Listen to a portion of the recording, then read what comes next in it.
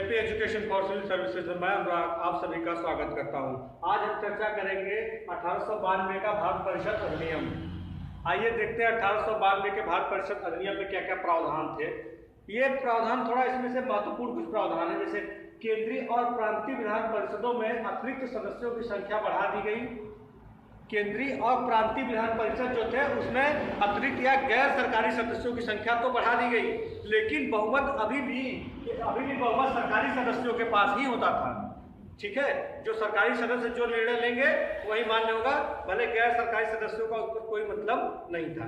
ठीक है, बहुमत सरकारी सदस्यों के पास ही होता था। ठीक है, इसमें विधान परिषदों के कार्यों को बढ़ा दिया गया।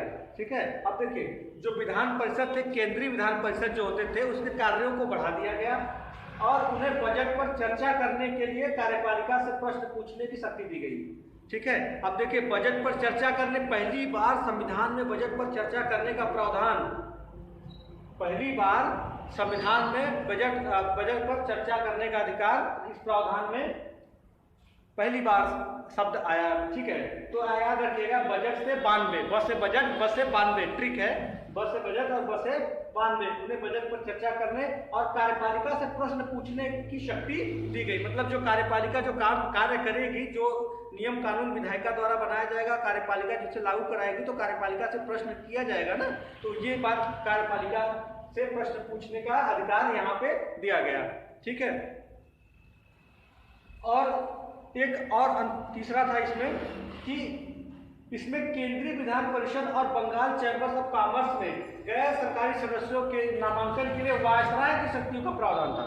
ठीक है, जहां पर देखिए क्या कहा है कि केंद्रीय विधान परिषद और बंगाल चैंबर्स ऑफ कॉमर्स में गैर सरकारी सदस्यों के नामांकन के लिए वायसराय के पास शक्तियां थी, जबकि और प्रांतीय विधान परिषदों में गवर्नर को जिला परिषद, नगर पालिका, विश्वविद्यालय, व्यापार संघ, जमींदार और बंगाल चैंबर ऑफ कॉमर्स की सिफारिशों पर गैर सरकारी सदस्यों की को नियुक्त करने की शक्ति थी।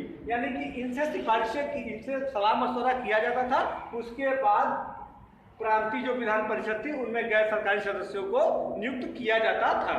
ठीक है, और कुछ बात ये थी कि देखिए इसमें इस अधिनियम में केंद्रीय और प्रांतीय विधान परिषदों में दोनों में गैर सरकारी सदस्यों की नियुक्ति के लिए एक समिति, ठीक है, एक गैर सरकारी सदस्यों की नियुक्ति के लिए एक समिति बनाई गई और परोक्ष रूप से चुनाव का प्रावधान किया गया। ठीक है, परोक्ष रूप से चुनाव का प्रावधान किया गया। और अच्छा हाँ, यह है कि चुनाव शब्द का प्रयोग इस अधिनियम में कहीं नहीं हुआ था।